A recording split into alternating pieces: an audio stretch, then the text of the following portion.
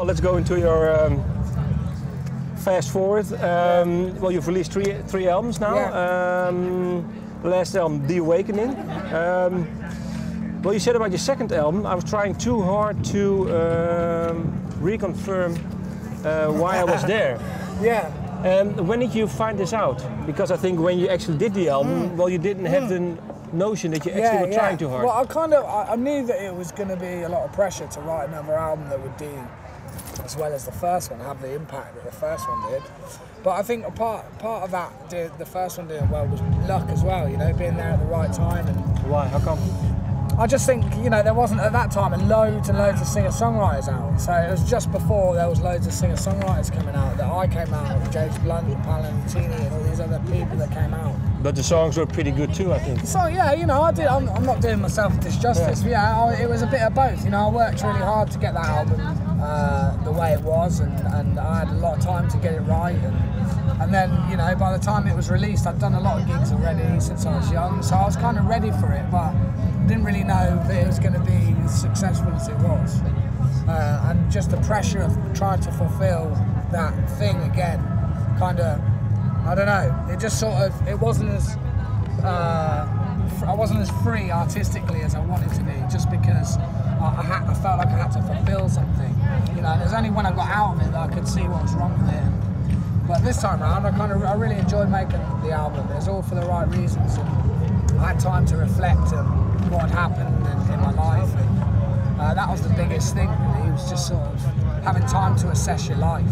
But can you tell maybe on certain songs on the second album that you say, well, maybe now I would have made a different decision, or? I think, you know, like I was always kind of a bit sort of dubious about Broken Strings, just because it was different to anything that I'd ever done. But it was my most successful song, so I can't really complain. You know, I did well to get through that period of time and have a hit, and I was still, you know, I had a good following live-wise, so that was always something that was really important to me. It was playing live and getting people to come see me at my gigs and stuff. So. Okay, well, the new album, The Awakening.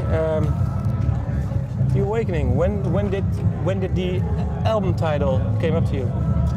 I was sat in my kitchen. I was just trying to think. You saw a light. I was kind of, you know, I wanted to find something that would sum up the feeling of the album, and it was like I'd kind of started again in terms of being an artist and making music again.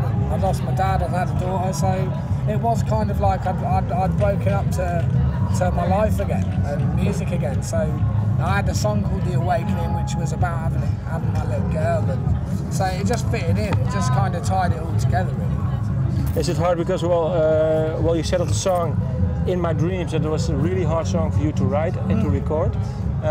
What made it especially so hard? Because, well, you've written 3 songs about your dad? I think just because it was the most personal aspect of losing my dad that I was laying out on the table. You know, it was a personal thing that I went through. You know, every night I'll go to bed kind of hoping I'd dream of my dad. Why? So I could see him again. Oh, that's why. Yeah, you know. So it was an ultra personal sort of thing to base the song on. Actually. But did you ever think of maybe not releasing this song on the album? Yeah, I did. I kind of thought maybe it's just a song for myself, but you know, to me, music is such a transient thing, and if you get something that's that moves you on such a level, an emotional level, it'd be a travesty not to kind of let people hear it. You know, that's your job as an artist, is to be the one that can dig deep enough to write about things that people can't normally write about.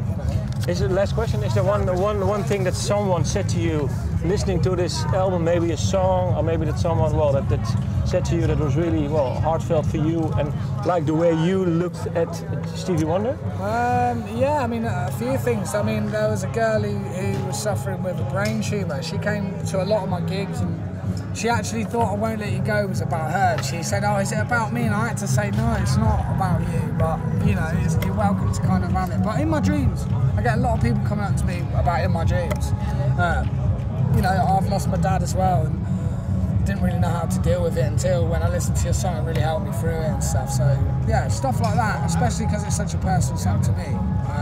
Yeah, it's great to hear. Is it hard to play live the song now? Sometimes, yeah, sometimes. But you just got to man up and do it. You know, I mean, I feel good. I feel good about playing that song more than I do sort of sad. Do you know what I mean? You know, it's still, you know, losing someone close to you is always going to be sad, but out of it, I get to sing a song that I love singing, and people can relate to it, and people like the song. Especially on a beautiful day like this, it'll be alright. Okay, thank you. No worries.